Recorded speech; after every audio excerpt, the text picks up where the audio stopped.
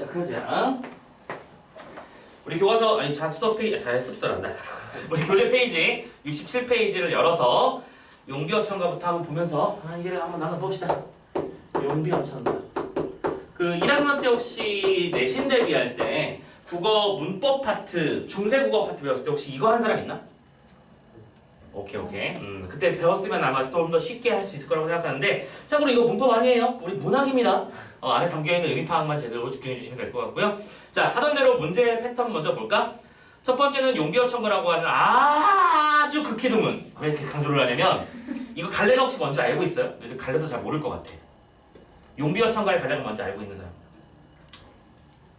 이런 걸 보고 우리가 악장이라고 불러요. 궁중의례용으로 불렸던 아주 특수한 시기의 노래인데, 악장 자체 중에서는 우리가 고등학교 시험에서 고려해야 될 만한 작품 이거 하나밖에 없어. 그러니까 악장 자체가 그렇게 큰 의미를 지니지는 않는다는 거. 아무튼 우리 건국의 당위성이라든가 미래 후손들에 대한 어떤 당부의 말을 담아놓은 작품이다라는 것만 기억해 놓자.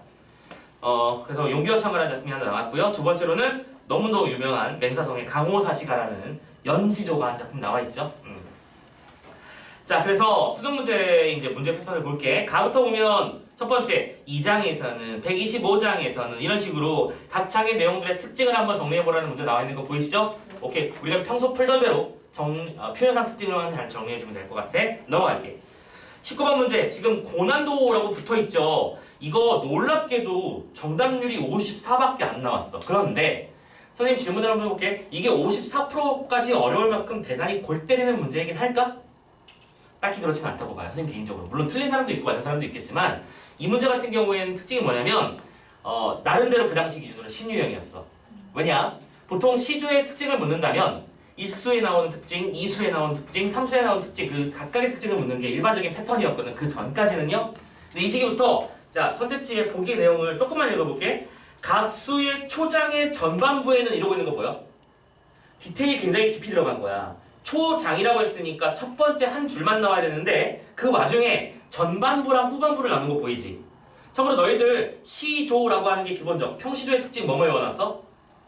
평시조의 특징 외우는 게 있을 거 아니야. 3장 6, 9, 45자 내외를 하면 시작했던 거 기억나지? 이때 그 6, 9가 바로 요거야. 각각의 구단위를 살펴보라는 얘기잖아. 그치? 그래서 좀 디테일이 들어가 있어서 여러분들을 좀 힘들게 했다라는 거, 그거 외에는 괜찮습니다. 세 번째, 보기를 바탕으로 가와 나를 감상하라 라고 되어 있는데요. 용비어천가는 방금 말씀드렸던 대로 특수한 목적에 의해서 궁중의례로 선택된 작품이라는 얘기 나와 있고, 또 강호사시가 같은 경우에는 정계를 떠난 선비가 강호에서 누리는 개인적 삶을 표현한 작품이다 라고 되어 있네요. 어쨌든 간에 블라블라블라 써져 있지만 이런 작품들을 가만히 살펴보면 개인적인 취향 혹은 개인적인 지향의식 이런 게 담겨있는 건 사실이지만 거기에 더불어 항상 뭐가 담겨있다? 신화라고 하는 어떤 특성, 그치? 어떤 임금에 대한 고려 이런 것들이 항상 담겨있다는 양반 시조들의 특징, 양반 문학 작품들의 특징을 한번 언급한 게 보이시네요. 어쨌든 이런 보기는 우리가 선생님 말씀드리기를 항상 문제 출제형 보기라고 했었지. 보기 안에 나오는 내용 하나와 본문 안에 있는 특정한 구절 하나를 연결해서 예쁘게 말만 만들어주면 될 거야. 자, 그러면 이제 작품 분석하러 가봅시다. 용비어천가 악장이라고 하는 갈래라고 했었고요. 한번 가봅시다. 이건 배경 지식으로만 알아도 돼. 참고로 이 용비어천가는 총 128장의 구성을 가지고 있는 나름대로 최초의 한글 문학 작품이야. 오케이? 한글로 이루어진 작품. 알고 계신지 모르겠지만 한글은 창제가 몇 년도? 1443년이잖아. 반포가 몇 년도? 1446년이지. 이 3년의 기간 동안 뭐 한 거야? 한글 베타 테스트를 해보는 거지. 한번 글씨도 만들어보고 글도 지어보고 번역도 한번 해보고. 이때 그 번역 과정에서 탄생한 작품이 바로 용비어천가예요. 오케이? 염두에 두시고 이 중에서 특징으로 알아도 대다수는 어떤 선조의 업적에 대한 찬양의 내용이 담겨있어. 그리고 패턴이 이래. 중국의 성인들의 고사가 나온 다음에 우리 선대의 어떤 특징도 그와 똑같더라라고 하는 얘기가 120번 정도 반복돼요. 그러니까 이런 느낌이야. 자, 여기 이 사람이 그냥 가상의 하나님이라고 생각하자. 하나님이 태초에 하나님이 계셨어. 하나님께서는 색깔 세 가지를 사랑하셔서 맨날 이렇게 들고 다니셨지. 우리 두 번째 증조 할아버지께서도 그러셨단 말이야. 이러면서 작품이 끝나요. 그럼 그만큼 우리 선조들이 뛰어난 존재다라는 걸 보여주기 위한 장치라고 생각할 수 있겠지? 그럼 선생님 왜 저딴 말을 좀 오바다? 아무튼 왜 저런 말을 집어넣으셨을까요? 라고 생각을 한다면 얘들아 한 나라가 만들어지면 항상 건국신화라는 게 있잖아요. 그치? 오케이? 우리 건국신화 당장 단군신화부터 시작해서 고구려에는 주몽신화가 있고요. 가야에는 수로 왕국 얘기가 있고요. 백제 얘기가 있고요. 다 이렇게 건국신화가 있어 왔는데 조선은 건국의 당위성을 설명할 만한 내용이 별로 없는 거야. 가만히 따져보니까. 실제로 우리는 어떻게 배워 살고 있니? 이성계가 위화도 해군을 통해서 고려때 반역 스트라이크를 일으켜가지고 그냥 역성혁명을 해버린 거잖아. 오케이? 그냥 왕이 바뀌었습니다. 그래서 심지어 여러분들 알고 계시겠지만 이것도 조선의 초창기에는 나라의 이름도 안 바꿨다고 알지. 그러니까 야 우리는 지금부터 조선이라는 깃발을 뭉칩시다 이렇게 말한 게 아니라 오이씨 나가야 돼. 그 다음에 내가 왕. 내가 이제부터 고려를 다스릴 거야. 이렇게 해왔었는데 밑에 신하들이 그러는 거야. 왕이시여 새 판을 짜셨으면 나라부터 이름부터 다시 리셋하셔야 되는 거 아닙니까? 꼭 그래야 되냐? 그렇습니다. 근데 그냥 혼자 하면 돼? 안 돼? 안 돼. 누구한테 허락 받아야 돼. 이 정치라는 게 그래. 우리나라랑 비슷하잖아 지금 우리나라 현실도. 우리가 하고 싶은 대로 막 할 수가 없어. 주변에 물어봐야 돼. 누구? 중국. 사대주의였잖아. 그치? 그래서 중국에 대해 사신을 보내가지고 저희 이런 일이 있어가지고 왕이 바뀌었는데 조선 해도 되나요? 이렇게 물어봤더니 그러니까 그때부터 조선을 하기로 했고 그러면 옛날에 있었던 조선이랑 헷갈리잖아. 그래서 그때 그 시절에 뭐가 된 거야? 고조선이 세팅이 된 거야. 그때는 고조선이고 우리는 이제 조선나라가 된 거다 라고 설명하게 되는 거죠. 아무튼 간에 선조의 업적을 차지함으로써 건국의 당위성을 확보하려는 작품이었다. 요 정도까지만 알아두시면 딴 건 다 필요 없어지는 거야. 알겠지? 그런데 그 와중에 요 2장 있잖아. 팔 앞에 들어야지. 그 와중에 이 2장은 굉장히 우리한테 시사하는 바가 커요. 뭐냐? 순 우리말로 앞에서 말씀드렸던 뻔한 상투적인 표현이 아닌 나름대로 뭔가 비유적 표현이 있는 뭔가 문학사적 가치가 있는 내용들을 담아놓은 부분이 있어서 이렇게 우리가 많이 본다라는 거 알아두시면 좋겠습니다. 참고로 용비어창가의 시작 부분이 뭔지 알고 있을 거야 너희들. 드라마 제목으로도 한번 나왔잖아. 해동 육룡이 나르샤. 그치? 그 나르샤가 여기서 나오는 거예요. 그래서 2장을 한번 가봅시다. 읽어볼게요. 뿌리 깊은 나무는 바람에 아니 밀새 곧 좋고 여름 만나니 열매 만나니. 너무 한역 그대로 돼 있지 않니? 여러분들 아마 이거 중세국어 배웠을 때는 곧 좋고 여름 하나니라고 배웠을 거야. 그치? 자 아무튼 무슨 일이 벌어졌어요? 뿌리가 깊은 나무는 바람에 흔들리지 않아요. 그렇기 때문에 꽃이 좋고 열매도 많지 라고 말하는 중이네요. 근데 설마 이게 어떤 나무의 이야기일까? 아니지. 이거는 비유적 표현이란 말이야. 나무라고 하는 게 뭐다? 국가를 상징해. 근데 그 국가는 뿌리가 깊대요. 뿌리가 깊다는 얘기는 뭐가 깊다는 얘기지? 유서가 깊은 국가. 혹은 다른 말로 이렇게 번역하면 되겠지. 뭐야? 기초가 튼튼한 나라는 이렇게 번역하면 돼. 뿌리가 깊다는 얘기는 기초가 튼튼하다는 얘기니까요. 그러면 그 국가는 바람이 불어와도 흔들리지 않을 거래요. 그러면 뭐야?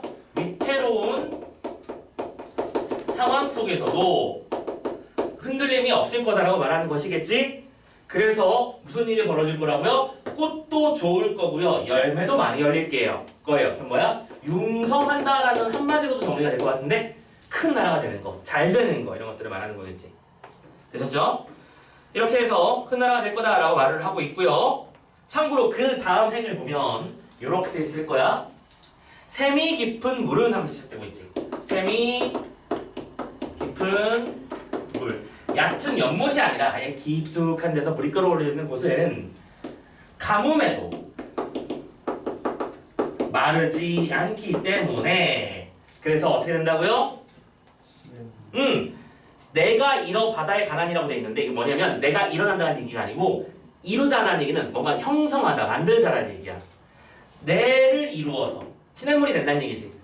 물이 어떤 거대한 흐름을 만들어서 마지막에는 바다에까지 닿게 될 거다라고 말하는 거니까 이것도 뭔가 좋아지는 상황으로 점점 나아가는 거지. 물이 더 많은 상태가 되는 거니까요. 자 그러면 여기서 요렇게 비교해주고 요거 요렇게 정리해주고 요거 요렇게 해주면 아 이 두 행은 무슨 구조구나? 대꾸가 되는 것이구나 판단되시겠죠? 어렵지 않게 해야 되죠? 그래서 우리나라가 어떤 기반이 잘 다져져 있는 나라가 되기를 그런 바라는 마음을 너희 안에 심었다라고 생각하시면 되는 거지. 그리고 이런 정도의 레벨은 돼줘야 궁중연회 때 불리겠지, 그쵸? 왜 우리 옛날에는 나라를 일으키자고 막 새마을 운동 했던 것처럼 그 당시에는 이런 노래를 불렀다 라고 생각하시면 돼요. 되셨죠? 자, 2장의 내용 파악했습니다. 그 밑에 짧은 이 125장 하나밖에 없으니까 거기까지 같이 한 다음에 우리 18번 넘어갈게. 자, 125장을 넘어갈게요. 그럼 125장의 특징은 또 뭐냐? 앞에서 말했던 요소랑 좀 비슷하긴 한데 참고로 이 작품은 또 특징이 있어요.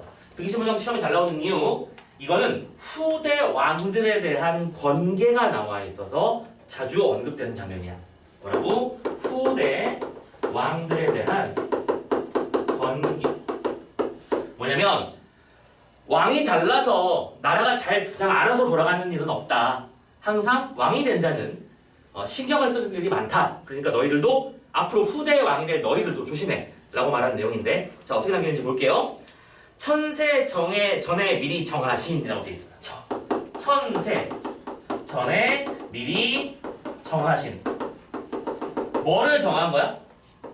뭐를? 건국을 정해놓은 거래요. 그걸 몇 년 전에? 천세 전에. 천세에서 세는 뭐야? 1년이잖아. 우리 나이 셀 때는 12세, 13세라고 하는 것처럼 12년, 13년을 얘기하잖아요. 그치? 1000년 전에 우리 모든 것들은 정해져 있었던 거야. 선생님, 그러면 이게 이건가요? 그렇지. 그렇게 되겠지? 이건 우리 이미 정해져 있었던 거야. 라고 말하면서 한강 북녘에 누인 개국하시어 한수 이북이라고 표현을 얘기를 하는데요. 한강의 북쪽, 얘들아 옛날에 조선시대 때는 서울이 어디였지? 사대문의 안쪽이었던 거 알지? 사대문의 안쪽이라고 하는 건 동대문, 서대문, 남대문, 북대문을 말하는 건데 우리 남대문 숭례문으로 알고 있는 그거예요. 오케이?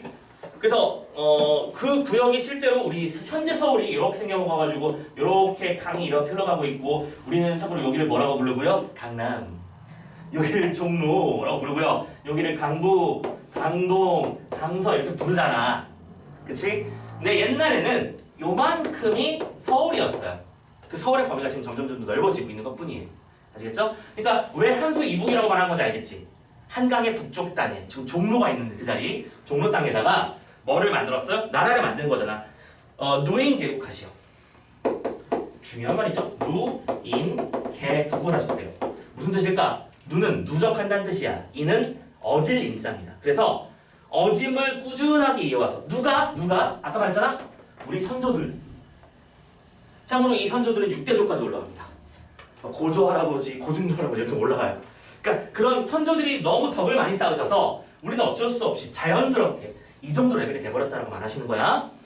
아무튼 누인개국 하셔서 복년이 가없으시니 그렇기 때문에 우리들에게 주어진 복된 한 해 한 해들은 무슨 뜻이야? 끝! 가가 없다는 얘기는 뭐가 없다고? 끝이 없다고요. 그렇지? 끝없이 이어질 거예요. 우리에게 주어진 축복은 끝이 없을 겁니다 라고 말하고 있었어요. 그런데 성신이 이으셔도라고 돼 있지. 이건 잘 봐야 돼요. 그래서 근데 이런데 성신이 이으셔도라고 돼 있어. 성신은 무슨 말일까? 성스러운 후손을 말하는 거야. 그럼 이게 자연스럽게 누가 되는 거지? 후대 왕들이 되는 거지. 6대조께서 덕을 쌓으셔서 태조 이성계 때에 이르러 나라를 세우게 되었고 이제 우리 후손들이 이 나라를 계속해서 이어나가게 될 텐데 이때 성신들이 이으시게 되더라. 이 나라를 이으셔도 뭐라고 돼 있어? 경천근민하셔야 더욱 굳으시리이다. 오케이? 대신에 경천근민해야 더욱 굳어질 수 있을 거래요. 경천근민은 무슨 뜻이니? 하늘을 공경할 줄 알고 근민, 백성들을 근심하라. 뭐예요? 잘 다스리라고. 그냥 네가 가만히 앉아서 나 왕이야 하고 있으면 자연스럽게 나라가 잘 될 일은 없다. 아까 그렇지? 후대 왕에 대한 뭐라고요? 아까 말씀드렸던 번개가 요거에 해당하는 거구나. 판단되시죠? 오케이. 그래서 마지막에 이런 말을 하죠. 임금 하아소서라고 돼 있지. 임금하. 참고로 임금은 높은 존재잖아 얘들아. 그래서 참고로 높임의 대상, 존귀한 대상을 부를 때는 아나 야를 쓰지 않아요. 오케이? 형준아, 선생아 라고 하지 않는 것처럼 그 당시에는 하를 붙였습니다. 그러면 임금이시여로 번역되는 거겠지? 임금이시여 아소서 알고 계셔야 합니다. 낙수에 사냥가 있어 조상만 믿겠습니까? 라고 있지. 낙수에 사냥을 가서 조상만 믿고 있어서야 되겠습니까? 라고 물어본 건데 그러면 그럴 일은 하지 말아야 된다라고 서리법으로 강조한 거겠지? 근데 이 조상 믿고 낙수 간 것도 무슨 얘기일까? 참고로 요거는 그 중국에 태광왕이라는 왕이 있었는데 그 고사가 인용된 거야. 자 여러분들 이거 좀 이거 써놓자. 오케이? 고사가 또 인용됐구나. 아주 단순화시켜서 얘기할게. 이 왕이 할아버지 때까지 너무 나라가 튼튼하게 잘 만들어졌어. 근데 이 녀석은 너무 내가 아무것도 안 해도 잘 돌아가는 것 같아 보이잖아. 그래서 맨날 신하들이랑 한 달짜리 사냥여행 가고 그랬어요. 정사를 돌보지 않은 거지. 그래서 나중에 어떻게 됐을까요? 쿠데타가 일어나서 사냥에서 돌아오는 태광을 잡아다 목을 쳤어요. 그리고 새로운 나라가 서게 됩니다. 즉 뭐예요? 자신들의 선조가 이루어놓은 업적에 기대어 자기는 놀았잖아요. 그치? 사냥 가서 맨날 뭐 2달 만에 돌아오고 3달 만에 돌아오고 있던 거야. 그러니까 정사가 제대로 돌아갈 리가 있나? 그치? 그러시면 안 돼요 라고 말하고 있는 겁니다. 되셨나요? 고사를 이용했다. 자 보시면 자 125장까지 해결됐죠? 자 18번 문제는 이제 자연스럽게 해결될 수 있을 거라고 봅니다. 갑니다. 1번 2장에서는 유사한 자연의 이치가 내포된 두 사례를 나란히 배열. 얘들아 나란히 배열하는 게 뭐죠? 대꾸시키는 거잖아 이게. 그렇지? 유사한 사례를 대꾸로 표현했습니다. 맞습니까? 맞죠? 오케이. 2번 125장에는 행에 따라 종결 어미를 달리하고 있습니다. 파악해 줄까요? 125장의 행에 따른 종결. 첫 번째 행에는 뭐라고 끝났어? 뭐뭐하 닝이로 끝냈지. 참고로 씨는 이건 선어말음이지. 높임. 두 번째 행은 뭐로 끝냈어? 이다로 끝냈죠. 세 번째는 뭐로 썼어? 습니까? 오케이? 라고 썼죠? 다 다르네. 이거는 만약에 문법 문제였으면 되게 골 때렸을 텐데 문학 문제이기 때문에 그냥 어미가 다르다 해서 끝낸 거잖아. 이제. 세 번째 2장과 달리 125장은 전원의 수신자를 명시하고 있다. 자 어려우려고 노력하고 보이시죠? 전원이 무슨 뜻이야? 전하는 말이야. 수신자는 듣는 사람, 받는 사람 이 정도로 생각하면 되겠지? 명시한 건 뭐 한 거야? 뚜렷하게 드러내다라는 뜻이야? 참고로 명시의 반대말이 뭐다? 암시. 오케이? 그러니까 뚜렷하게 드러나면 명시고 은근슬쩍 보여주면 암시가 되는 거죠. 여러분들 암시가 뭔지 알잖아요. 그죠? 그래서 좀 따져볼게. 125장은 전원을 수신하는 자가 누구지? 정확하게 딱 집어서 이 사람이에요. 아니 여기 나온 용어로 표현해봐. 그 임금이 누구야? 성신. 오케이? 후대 왕들이라고 했었지? 그리고 수신자가 명시되어 있다고 성신이 이으셔더라고 정확하게 써져 있으니까 뚜렷하게 드러나는 거 맞지? 됐죠? 3번도 오케이. 4번 가봅시다. 125장과 달리 2장은 한자어를 배제하고 순우리말의 어감을 살리고 있다. 딱 읽어봐봐. 한자어 없지. 그쵸? 그래서 이 순우리말 표현이 두드러진 이 2장이 시험에 그래서 자주 나오는 거라고 말씀드리는 거야. 이거 한번 해보고 나니까 별로 어려운 건 없지, 그치? 그래서 이 녀석은 그냥 한 번만 딱 잡아놓으면 다시는 거리낄 일이 없는 작품이라고 생각하면 돼. 자, 그럼 답은 5번인가 보다, 그죠? 2장과 125장은 모두 공통점이야. 자연현상과 인간의 삶을 대조적으로 보여주고 있다. 자연은 이런데 인간은 이렇고 막 그런 얘기가 나와 있어요, 여기? 없잖아. 둘 다 아니죠? 그래서 정답은 5번 맞는 거 확인하시면 되겠습니다. 괜찮음? 네.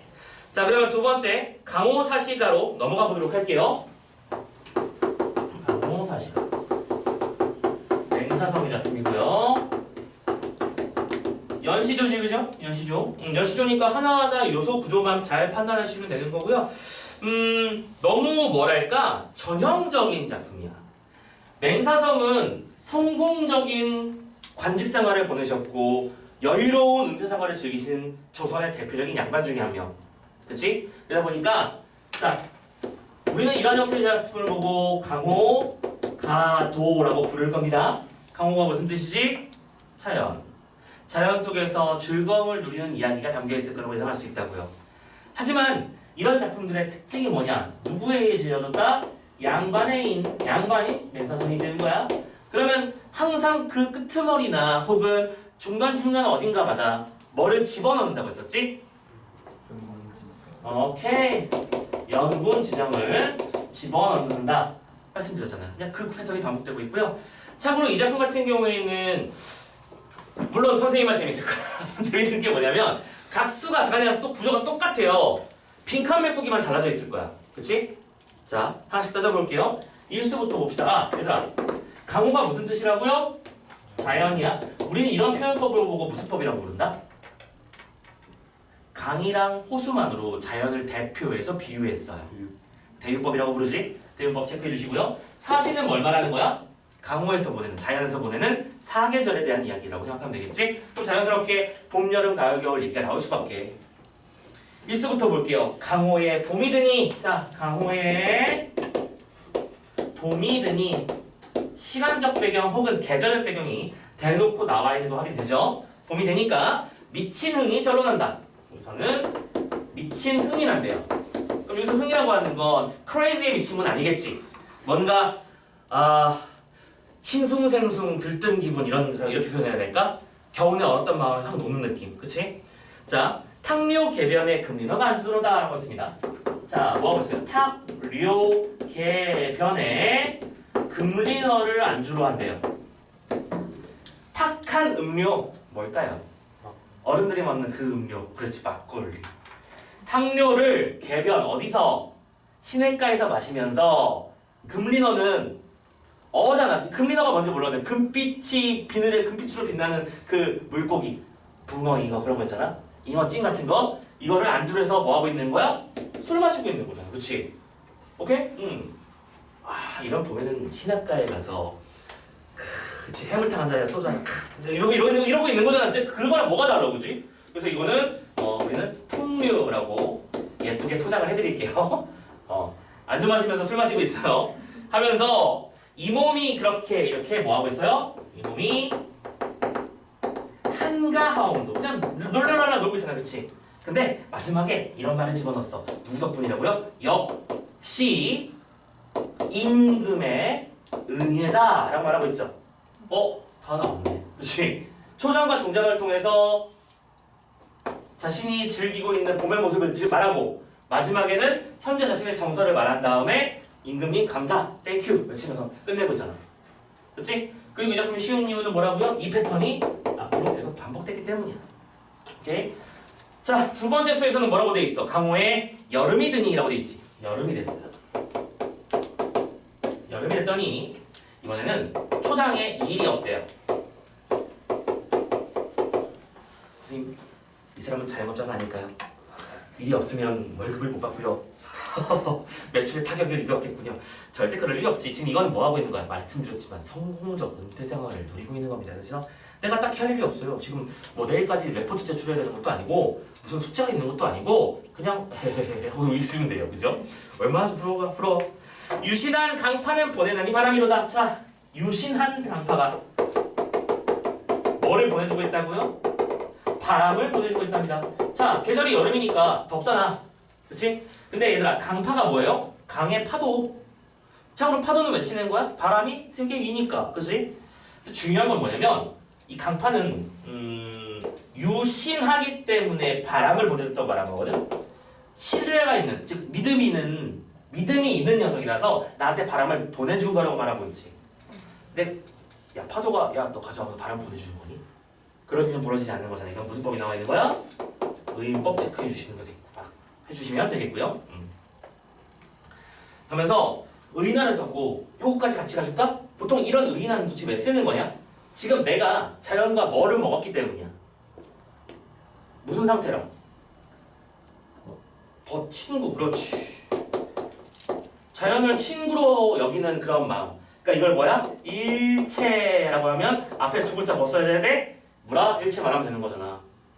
내가 자연이고 나야. 그래서 서로 믿고 지내는 관계니까 나한테 바람도 보내줄 수 있는 거잖아. 그치? 이렇게 자신의 어떤 파묻혀 사는 삶을 얘기하고 있어. 그러면서 이 몸이 서늘하옴도 이제 간단하게 쓰자. 서늘하옴도 역군은 있었다. 똑같은 거 보이시죠? 오케이? 내가 이 더운 여름날 이렇게 시원하게 하루하루 보낼 수 있는 것도 임금님 생일 외치면서 이수가 끝났네요. 자, 삼수는 그러면 이제 안 봐도 비디오지. 강호에 뭐가 들었을 거야? 가을이 들었겠지, 그치? 아, 가을에는 무슨 얘기를 했을까 보자. 고기마다 살쪄 있다라는 말 보입니까? 그럼 고기가 살쪄 있다는 얘기는 무슨 뜻일까? 뭘 말하고 싶었던 걸까? 단순히 고기가 살이 많아서 토실토실 살이 올라서 안주가 풍성해졌어. 그런 말을 하는 건 아닐 거고. 무슨 상태? 가을에 풍요를 보여주는 거지. 가을은 수확의 계절이잖아, 그치? 그리고 보통 우리가 천고마비의 계절이라고 부르죠. 말도 살찌는. 이것저것 풍요로운 계절이다 보니까 모두가 행복하게, 편안하게, 풍요롭게 지내고 있는 상태라는 거야. 그래서 나는 지금 뭐 하고 있냐고요? 소정에 금을 실어 흘리 띄어 던져두고. 자, 소정 무슨 뜻이에요? 조그만 배에다가 그물을 실어서 흘리 띄어서 대충 훑어가지고 던져버리는 거야. 그치? 자, 그물을 실어서 던져 놓았습니다. 지금 글자 왜 이래? 그물을 실어서 던져 놨다고요. 지금 뭐 하고 있는 겁니까? 그물을 왜 던진 거야? 배도 왜 탔어? 그리고 이거 선생님이 한두 번 얘기한 거 아니지, 그지? 다시 한번 체크하자. 자, 고전문학 작품에, 특히 시류나 가사 작품에 낚시하는 얘기가 나온다 라고 하면 뭘 따져야 된다? 파란펜. 옹의 여부를 따져야만 한다. 반드시요. 가옹이 무슨 뜻이라고? 가짜 어부란 뜻이야. 가짜 어부가 맞다면, 지금 진짜 어부가 아니라면 그건 주제가 정해진다고 했었지. 뭐라고요? 자연, 친화나 안빈 낙도 쪽으로, 빈 낙도 쪽으로 자연스럽게 가게 돼. 하지만 그것이 아니라면 자연스럽게 생계에 대한 걱정에 대한 이야기로 바뀌어버리게 돼. 그치? 풍요로운 삶을 살고 있는 양반의 입장에서는 이 낚시가 중요해? 아니야. 낚시를 가는 행위가 중요한 거지. 됐어? 자, 이 사람 지금 뭐 어떻게 했다고? 그물을 대충 그냥 뿌려놓은 거야. 될 대로 되라. 안 해도 돼. 괜찮아. 라고 하고 있는 거야. 흘리 띄어 던져두고 라고 말했기 때문에 이 작품의 화자는 가옹이 맞습니다. 그죠? 그럼 자연스럽게 이건 무슨 얘기하고 싶은 거야? 내가 지금 무슨 욕심이 있어서 낚시를 하는 게 아니라 그냥 이 가을을 즐기고 있는 거야 라고 말하는 것이니까 정리 끝. 유유자적 이렇게 정리하시면 되는 거죠. 오케이? 유유자적한 삶의 모습. 정리되셨습니까? 오케이. 그리고 항상 말씀드리지만 고전문학 작품을 읽다가 낚시를 한다, 낚싯대를 빌려온다, 그물을 던진다, 배 싣고 온다, 이런 식의 얘기가 나오면 항상 머릿속으로 계산을 해보는 거야. 이 사람이 그래서 가져오는 물건에 신경을 쓰고 있는가 안 쓰고 있는가. 신경 안 쓰잖아요, 그죠? 그러면 가옥이 맞다는 거야. 그러면서 이놈이 뭐 한대요? 마지막까지 소일하운도. 소일이 뭐야? 우리가 보통 소일거리라고 하지. 무슨 월급을 받기 위해서 열성을 다해서 일을 하는 게 아니라 그냥 니나노하고 있는 거야, 그죠? 이렇게 소일하고 쓰고 있는 것도 도구 덕분이라고요. 역시 임금님의 은혜 덕분이야 라고 말하면서 끝내놨네요. 자, 마지막 수사서 갑니다. 강호에 겨울이 드니 눈 깊이 한 장 넘네. 그렇죠. 당연히 겨울 나올 게 뻔하고요. 겨울을 대표하는 소재면 눈이 와야 되는 게 맞지, 이거지? 그 조선시대 기준으로는 소비강기였기 때문에 지금보다 훨씬 더 추웠을 거고 눈도 더 많이 왔을 거라고 예측이 된다고 하더라고요. 그러니까 우리 요즘에는 막 허리 높이까지 눈 쌓이는 거 본 적 없지, 니들? 본 적이 아예 없을 거야, 그지? 나중에 이제 남학생들은 이제 군대나 가봐야 그런 거 보면서 와, 세상에 이런 것도 존재하는구나 느낄 수 있을 텐데 옛날에는 이렇게 많이 오곤 했다고 합니다. 그래서 매일 아침같이 이제 눈 안 쓰면 큰일 나죠. 아무튼 간에 눈이 많이 왔어요. 한자가 높다. 얘들아, 한자가 몇 센치인지 알아? 이거 잘하는 단위도 우리 고전문학에서 자주 나오니까 몰라도 돼, 솔직히. 몰라도 되는데 알면 이해가 빨리 돼서. 아니야, 60은 너무 많이 가셨어. 30cm. 여러분들 잘하면, 일반적으로 자세를 사면 30cm 잘해서 오지 않니? 그걸 생각하면 돼요. 이렇게 한자가 넘는다? 30cm가 넘게 눈이 왔다는 얘기입니다. 그죠? 자, 아무튼 간에 삿갓 빗기 쓰고 누역으로 옷을 삼아라고 돼 있지. 자, 뭐 쓰고 있어요? 삿갓 쓰고 있고요. 누역으로 옷을 삼았대요. 삿갓이 뭔지 알지? 이렇게 세로로 돼 있는 거. 누역이 뭔지 알고 있어? 도롱이, 우리말로 도롱이라고 하고요. 비옷, 이런 것들을 생각하면 돼. 판초, 우이 이런 거 생각하면 돼요. 오케이? 근데 야, 이 사람 양반이야. 양반이 왜 굳이 눈 오는 날 삿갓을 왜 쓰며 누역을 왜 입어? 근데 얘는 입는다고 했잖아, 그치? 지금 나는 이걸로도 충분해라는 어떤 의도를 보여주기 위함이겠지? 안 민납도 이게 나오는 거야. 그죠?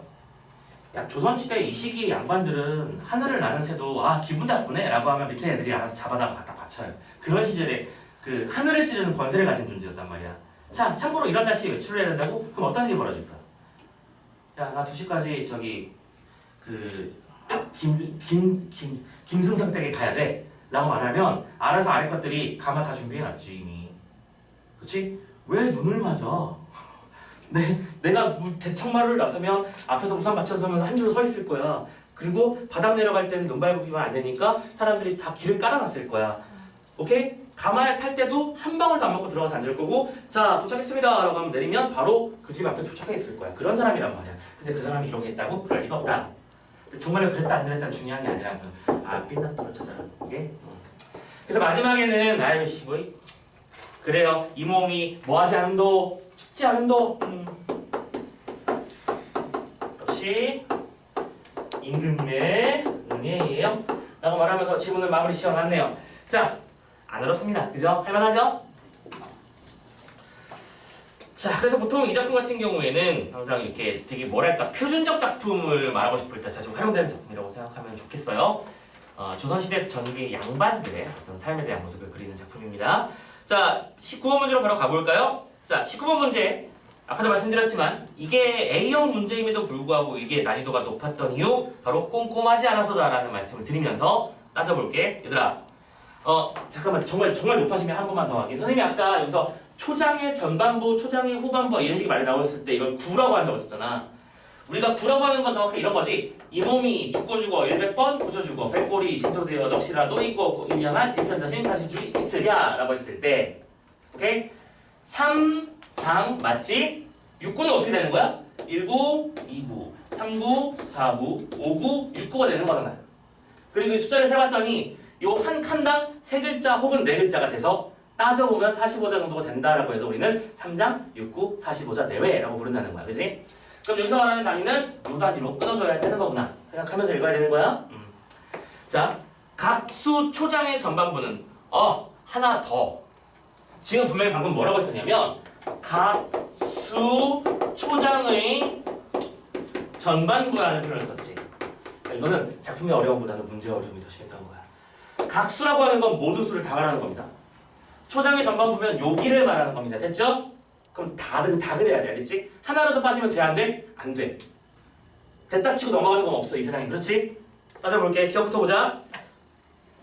각수의 전반부에는 계절적 배경을 제시하며 시상의 단서, 그러니까 지금부터 무엇에 대해서 얘기할 거야. 어떤 계절에 대해서 얘기할 거야. 라는 식으로 제공할 거예요. 파악 들어가자. 1수에서는 뭐가 나왔어? 강우에 봄이 드니, 2수는 여름에 드니, 3수에는 가을이 드니, 4수에는 겨울이 드니였지.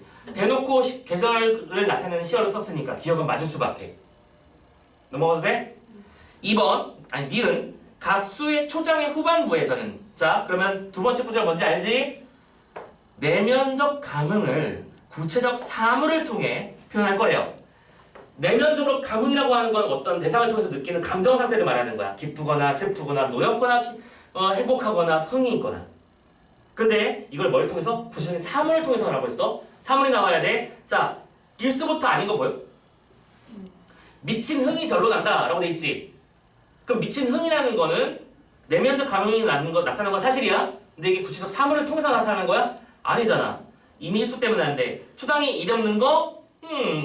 이것도 뭐 애매하죠. 고기마다 살쪄 있는 거? 이거는 그렇게 가능하다고 칠 수 있겠어? 마지막에 눈 깊이가 한 자가 넘네? 이것도 구체적 사물을 통해서 그치? 나타내는 건 맞지만 그렇다고 이걸 감흥이라고 말하기는 어렵네? 맞지? 되게 애매한 것들로 잔뜩만 이루어져 있는 거 보이시죠? 니은은 답이 될 수 없다. 참고로 이 문제의 베스트 오답이 4번이었거든?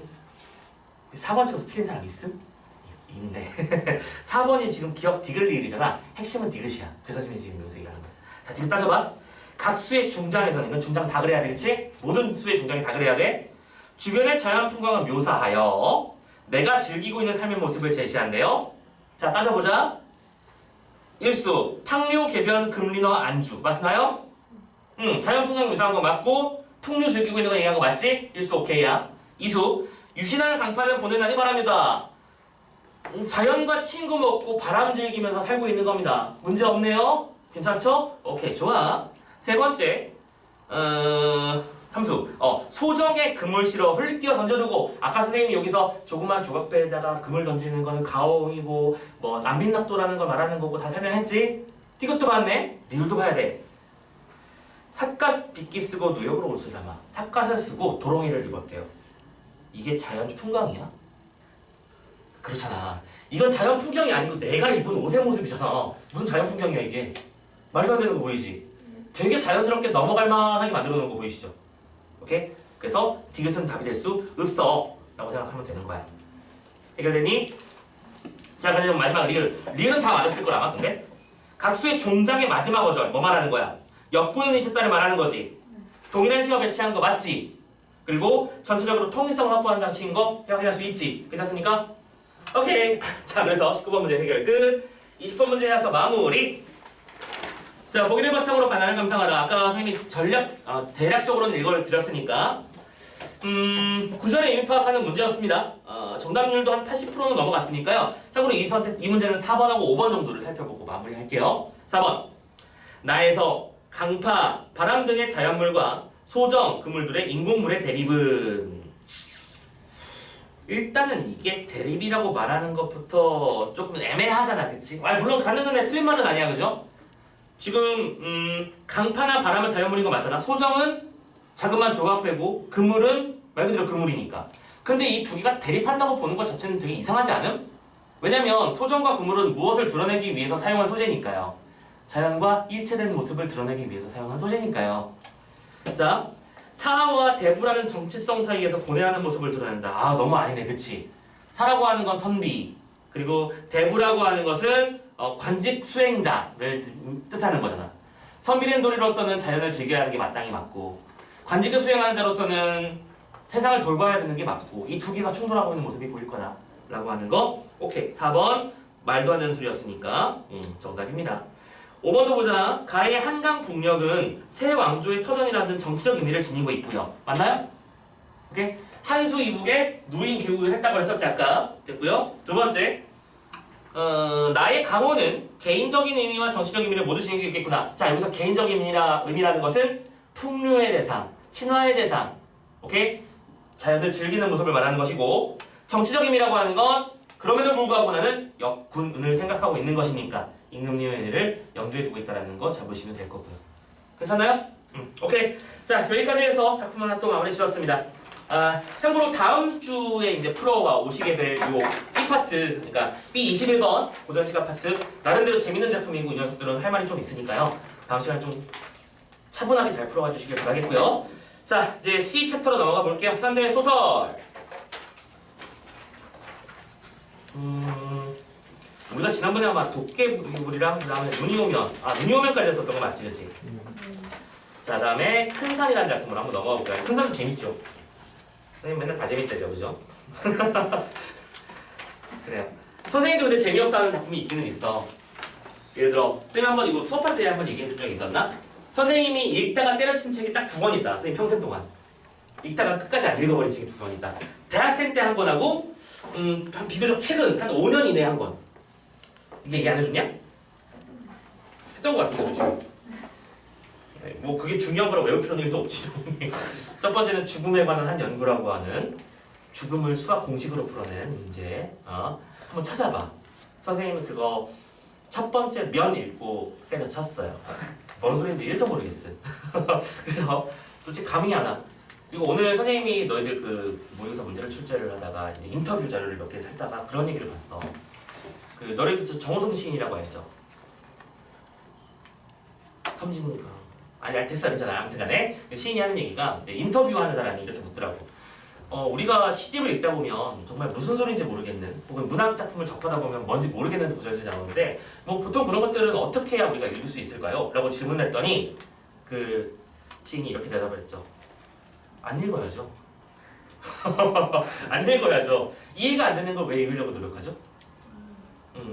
문학이라고 하는 건 우리의 삶의 단면을 보여주는 것이고, 그럴 때 우리가 알지 못하는 또 다른 세상을 보여주는 모습이라면 안 읽히면 안 읽히면 안 읽히는 대로 그냥 두면 되고 나중에 또 다른 기회에 접하게 됐을 때 혹은 내가 삶의 깊이나 폭이 넓어졌을 때 그때 가서 새롭게 이해되는 면들이 생길 테니까 그때 가서 보려고 하면 되지 그걸 억지로 읽을 노력을 할 필요는 없다라고 말을 하더라고요. 근데 슬픈 건 너희들은 억지로라도 읽어야 돼. 필수 문화 작품이라는 걸 배우고 앉았으니까. 솔직히 다 각자 그런 게 있지 않니? 선생님 저 이런 쪽은 되게 잘 안 되던데요. 작품이 이해가 안 되는 것들 있잖아요. 그치? 뭐 독서 지문에서도 있을 수 있고요. 뭐 문학 작품 중에서도 특정한 어떤 영역이 있을 수 있겠고요. 하지만 적어도 대한민국 창건 이래 계속해서 누적해서 공부해왔던 그런 요소들은 누가 봐도 할만하다라고 인정되는 요소라고 선생님 보는 쪽이거든. 오케이? 나도 했잖아. 이런 사람도 있어요. 수능 때 수학 찍고 들어가는 그런 사람도 했단 말이야. 애들도 충분히 할 수 있을 거라고 봅니다. 자, 아무튼간에 그래요. 자, 그러면 마지막 쉬는 시간 한 번만 더 하고 그러면 이 뒷작품 넘어가도록 합시다. 큰 사니까 자.